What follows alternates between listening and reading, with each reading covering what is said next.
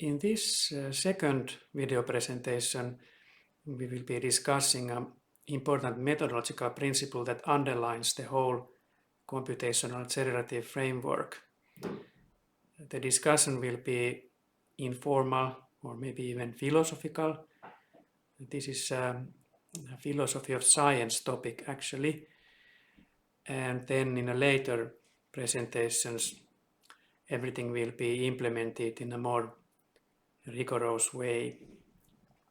I'm going to be quite careful here, make sure that I cover everything in detail, since the rest of the material will always rely on things that I will be saying here. But the methodological principle, let's start from that right away. It can be stated in this way, that giving some data, so the data comes from observations or experiments, or sometimes in linguistics we do also field work. And then we have a theory or hypothesis, perhaps a grammar, which is an attempt to explain that data or the phenomenon, the empirical phenomenon that underlines the data. We require that the former, the data, follows from the latter, namely from the theory. In other words, we require that whatever we try to explain must follow from whatever we are using as an explanation. This principle itself is not something I have invented myself. It's one of the fundamental principles of the so-called scientific method that was invented during the 17th century by Galileo and Newton and René Descartes and other people like that. So for those who have been familiar with the natural sciences or more advanced sciences, everything I'm describing here is kind of trivial. But in my field, linguistics, this method is not as assumed, and almost nobody is using it. And that's the reason that we have to discuss it in some detail. It is, however, a fundamental assumption in computational generative grammar that I will be covering in these video presentations. We will never doubt or question or move outside of this framework once we have properly introduced it. What is it about this principle that is non-trivial? Non-trivial for the history of science and non-trivial for modern linguistics? Well, the issue is that if we want to show or demonstrate that data follows from the theory, then we presuppose that the theory or the hypothesis and the data and the links between those two are all completely unambiguous. For example, if the theory has some ambiguous elements in it, something that is informal or expressed in everyday English, or it has some technical concepts that can still be interpreted in several ways, in other words, that they are not completely unambiguous, then nothing really follows. Ambiguous theories don't have logical implications, of course, because we don't even know what they mean exactly. Or if they are ambiguous in several ways, let's say there's a finite amount of possible interpretations or some type of open issues that we have never fully formalized, then all of these possible theories, interpretations of our ambiguous theory will automatically have different logical implications. Anyway, we can only work with completely unambiguous hypotheses and theories. So that's one implication. But the same applies also to the data.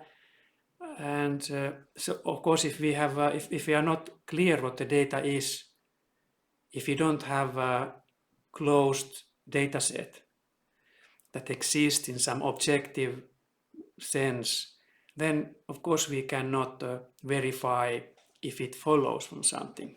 Something that doesn't exist cannot be checked for whether it follows. And finally, also the link between the theory and data has to be completely unambiguous, explicit, and because we require that we show that the data follows from the theory, it's not enough that it follows. We have to show also show that it follows. In other words, we have to have a proof or justification, or we have to have a demonstration. It has to exist in some unambiguous form also. What happens in modern linguistics is that there's a principle that the principle that is used says that something like that, given some data and theory, we believe that the data follows from the hypothesis. It's sufficient that somebody believes that that will be the case. So we have a proof sketches, or we have some type of phrase structure storyboarding, where we draw some pictures and wave our hands and say that, look, it might be the case. I believe that there is a rigorous proof here, but it never comes into existence. So, but in computational generative grammar, the proof must also come into existence in the same sense that in mathematics or physics or chemistry, when we propose new principles or laws, they are always or usually mathematical formulas from which the actual laboratory measurements follow in an objective and rigorous sense. Now, why would we have to experience all this trouble and make sure that our theories actually explain or capture the data? What's the reason for this? Now we can have a historical perspective, which I don't have, which will not go into it in these presentations. We can ask what happened when Galileo or Newton changed their epistemology and they began to use this type of methods. What really changed? What kind of benefits we got from that? That is a historical point of view, but I can motivate it shortly by stating here simply that the underlying reason is that we want to remove all the doubt between the data and hypotheses. We don't want to have any skeptic to come to claim that, look, maybe the data doesn't follow your idea, or maybe there's a mistake or error.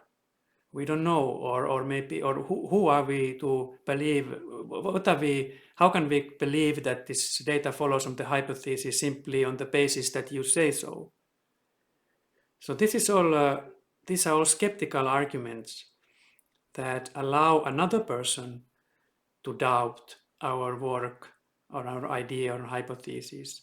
And the purpose here is simply to remove all doubt. All doubt will be eliminated for good, so that no doubt will remain. And that's the basic standard in physics, for example. Alternative terms for doing this is just to say that we construct a proof.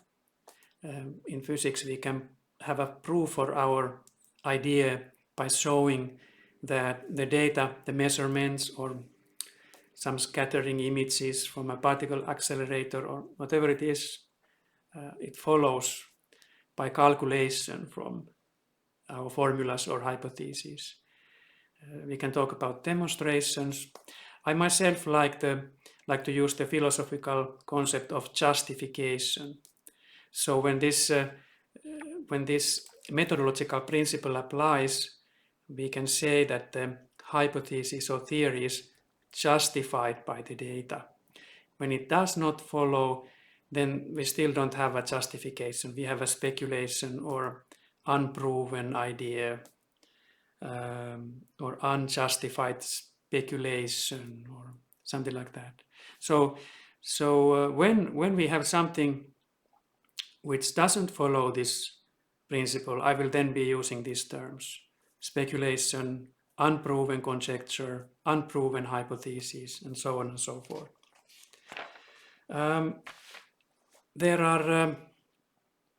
are three notions in this definition that I would like to clarify a little bit. The theory or hypothesis is one, then I'm talking about data, and then we are talking about the connections between the two, the actual proofs. So I will now make a few comments about each of these. It's hopefully going to be quite brief. So first of all, what do we mean by theory or hypothesis, or what I will mean by it during these presentations? Here is a simple way to define that. So a theory or hypothesis is a tentative empirical claim that can be true or false. But first of all, when I'm saying that this is an empirical claim that can be true or false, this is something that will rule out any approach where the theory or grammar or framework or school of thought is assumed a priori. In other words, it is something that can never be falsified. It's assumed as kind of a scheme that we use to classify observations.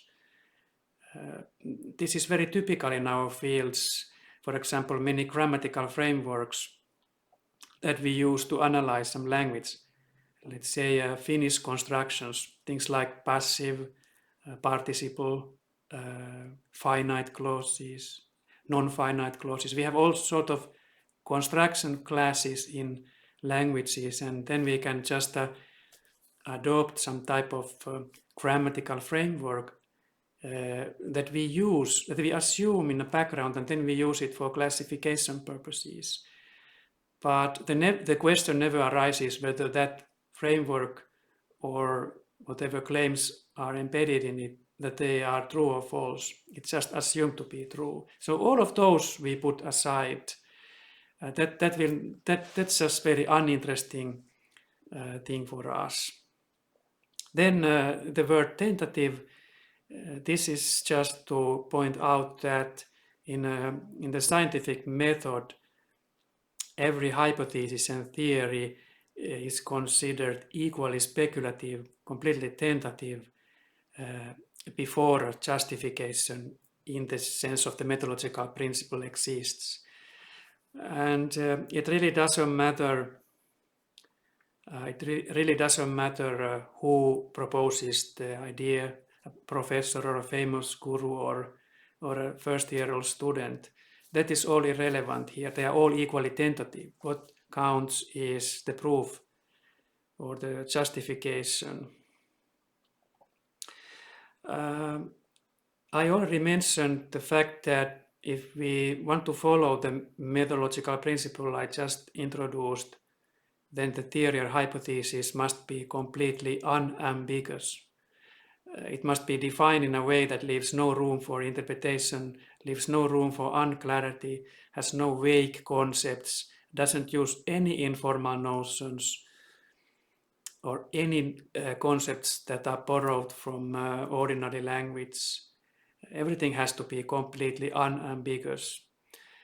In these presentations, we will accomplish this goal by defining the theory and hypothesis and all the notions that are presupposed in those by using a formalism that is machine readable. I will be using Python programming language, but really the actual language doesn't matter at all here. What matters is that everything is completely unambiguous. there is some work we have to do to reach that level, but I will go into it later. I also want to separate justification and discovery from each other. And the reason for this is that when I'm putting this extremely strict requirements for our method, for example, already the requirement that the hypothesis has to be unambiguous, that's a very strict assumption and requirement. It's quite laborious to satisfy. But at the same time, I want to be clear that we will not put any restrictions on the discovery process. Discovery referring to the stages we undergo when we come up with these hypotheses or theories. It's the process for discovering them. How did I invented my idea? Where did that came from? What methods I used? That is called discovery. And this is going to be completely free of any restrictions. You can use whatever methods you come up with. You can hallucinate the theories, you can have them in your dreams. Perhaps you can you use weeks and weeks to sit down and contemplate your ideas and develop them. You have a notebook where you write different ideas. You can check them preliminary way. You can imagine how the proof how the real rigorous proof could be constructed. You could write down proof sketches that are then filled later and so on and so forth. So this is not something that we will be concerned here. No restrictions will be placed on the discovery. All the restrictions are concern justification, the process where we justify the hypothesis in a rigorous way. And also the justification is typically what goes into the scientific publications and papers, scientific literature. The discovery process is something that has to do with the sociology of science and psychology and the history of science, and will not be discussed here at all, I think. All right. There's another extremely important topic here that I decided to cover already here. Namely, let's assume that you have came up with an idea or theory or hypothesis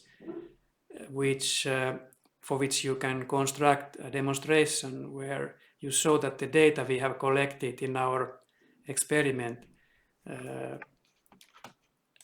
that it really follows from the theory. So you have a kind of a rigorous proof already on paper. And let's also assume that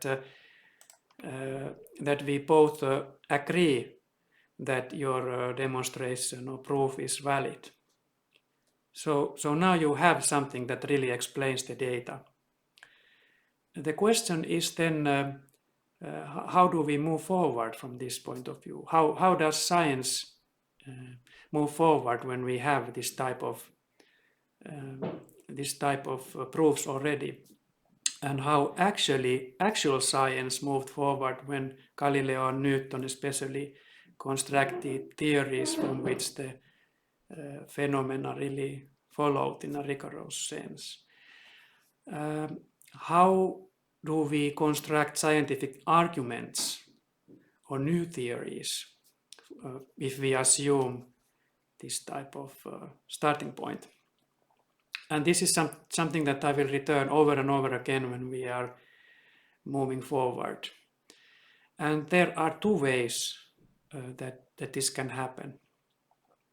Now let's first say that when you construct a demonstration or argument that your theory follows from your data follows from your theory or hypothesis, let's assume that this kind of situation, in this situation, you satisfy the so-called sufficiency condition. Sufficiency in a sense that your theoretical assumptions are now sufficient to imply the data. And so the sufficiency condition is just one way to spell out the methodological principle itself.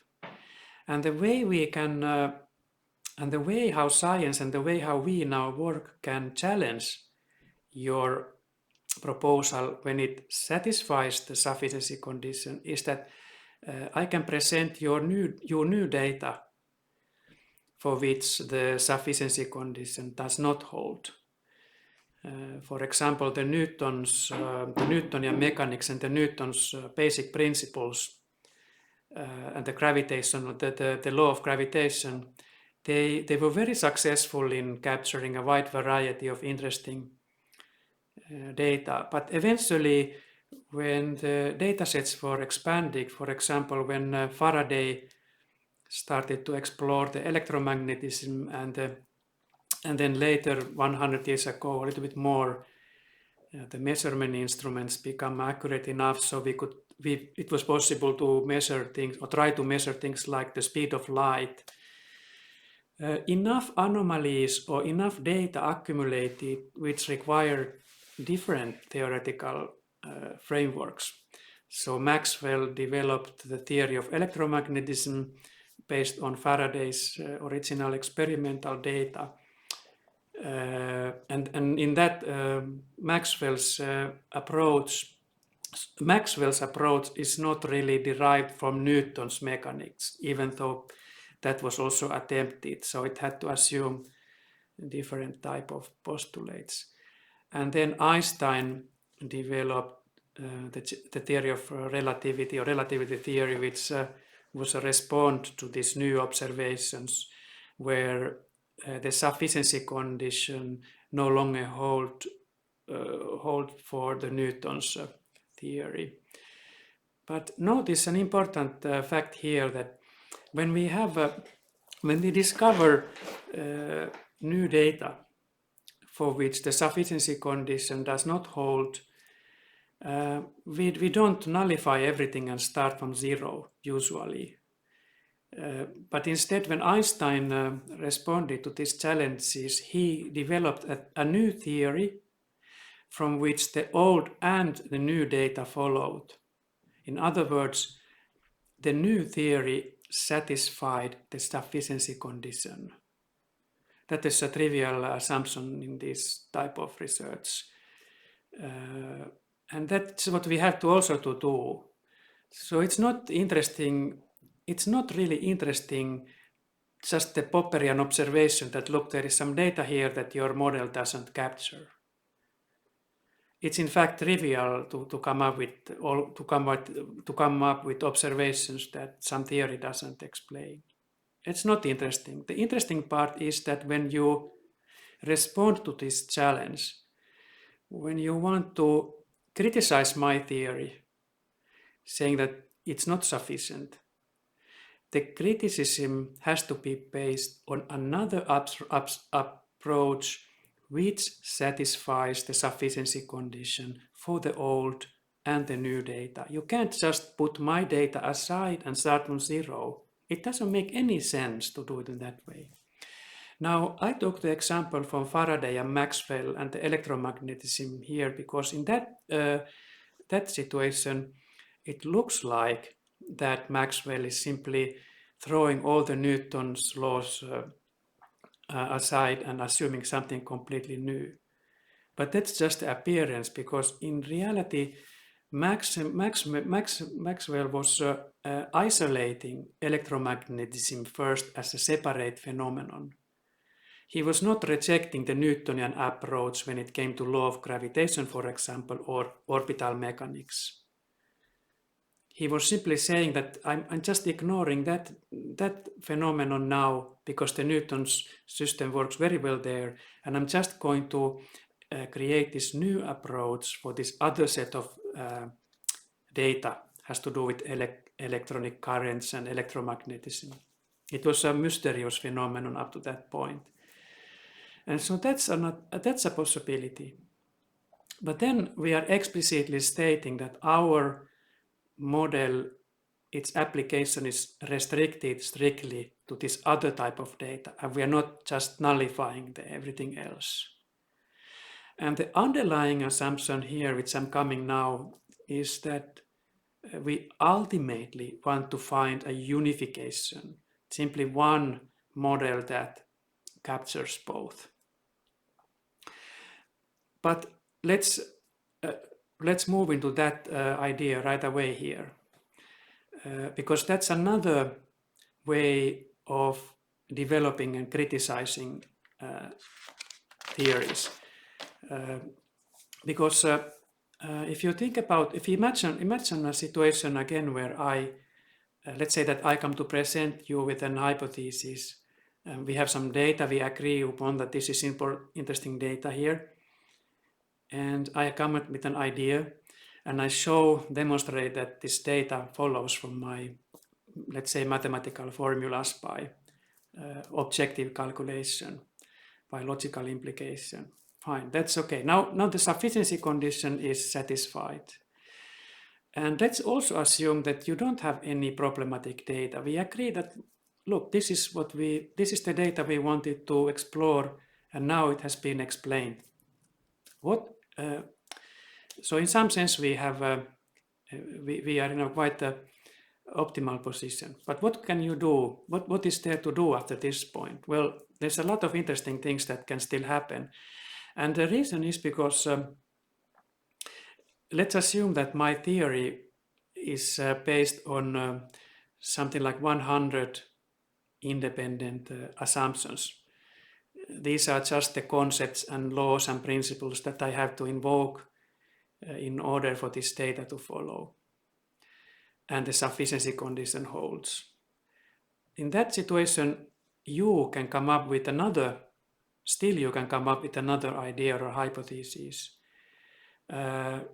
for which, let's say that you only need 3 independent assumptions.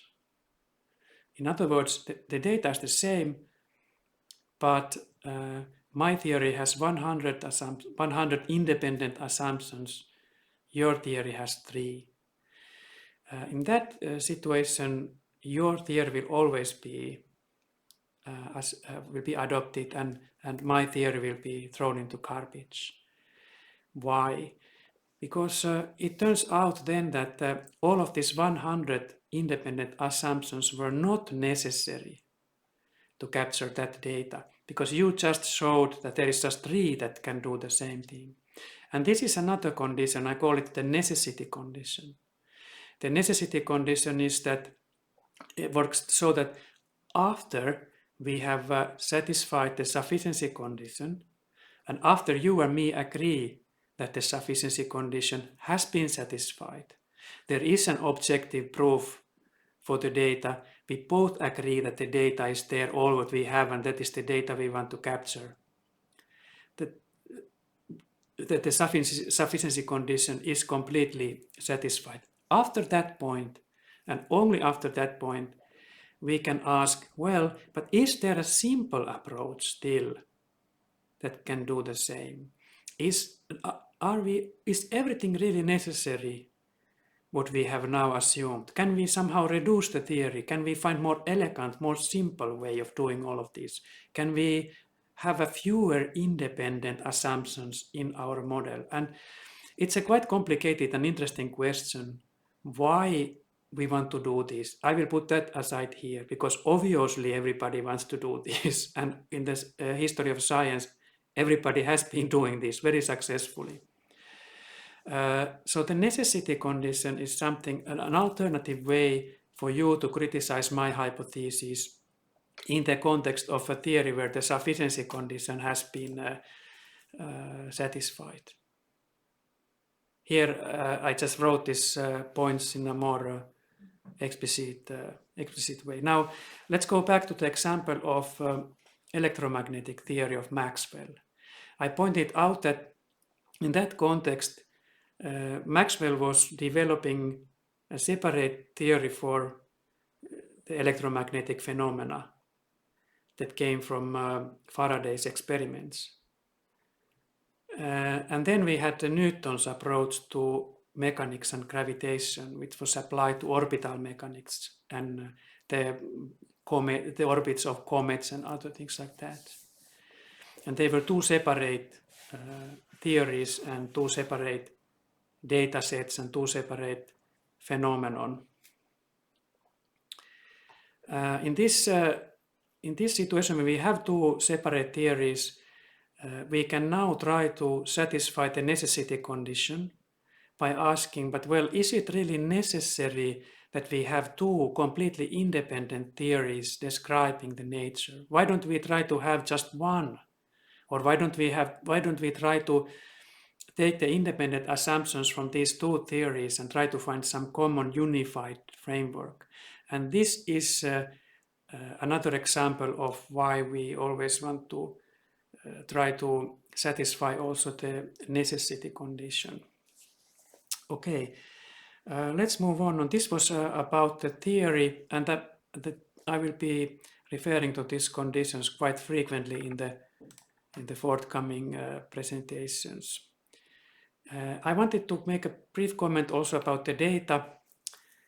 There will be a separate presentations about this data, so I'm not going to go into this into very much into the details here, but this is my working definition. So we have explicit collection. Explicit means here that it exists in some concrete form, closed form. Here we will be constructing data sets that exist in text files. So that's what I mean by explicit collection. We are not going to accept any open-ended data. Some data that we don't even actually specify what it ultimately is. So we are kind of free to pick up data freely from here and there. And they are empirical observations.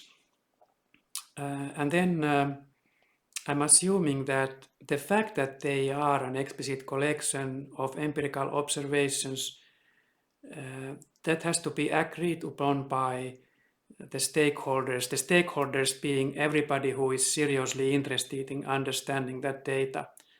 Experts, in our case, cognitive scientists or linguists, or can be anybody who is just seriously engaged with that data. They all have to accept that this is now a collection of data that we all try to capture or understand and explain.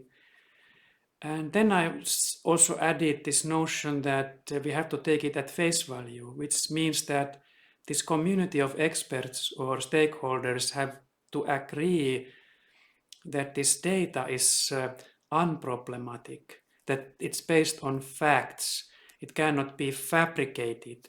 It has to be replicable. It should not contain items that are unclear or something whose status we are disagreeing with. We can naturally disagree on what data is reliable and what is not, but ultimately those disagreements have to disappear for us to have useful data, in a sense that I'm going to use the term here. So that's simply the starting point, but I will be discussing about this data issue in subsequent presentations and don't want to really go into the details here. When we are in the linguistics, we will be including all kind of linguistic data: phonetics, morphology, syntax, semantics, pragmatics, anything. We don't make any restrictions there.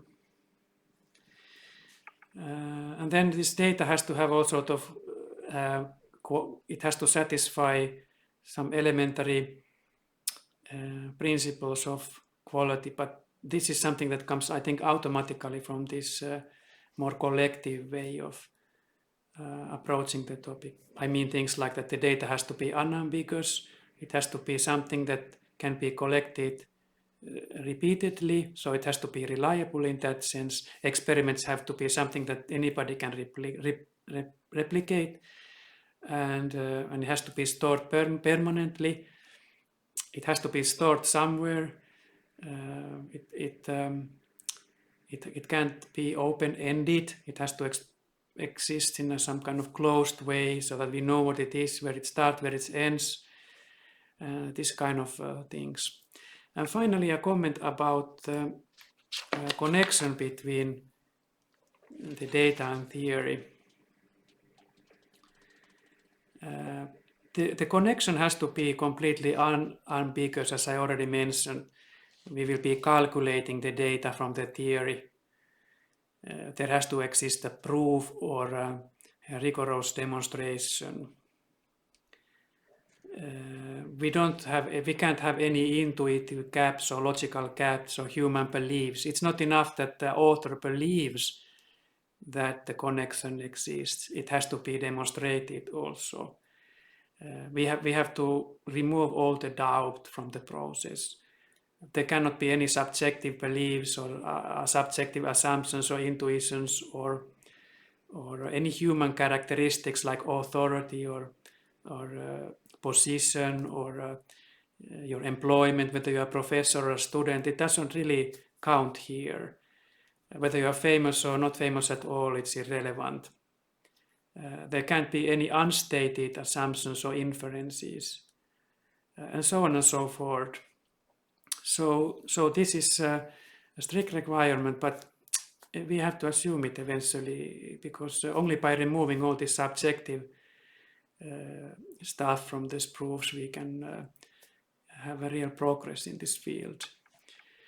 Okay, that was all I wanted to describe in this presentation.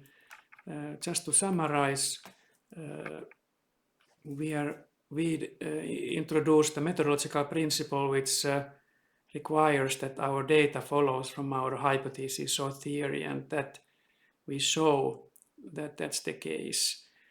And the most important thing that we have to assume here in order to satisfy this principle is that all of these three things, the data, the theory or hypothesis, and the connections between those two, they have to all be completely unambiguous.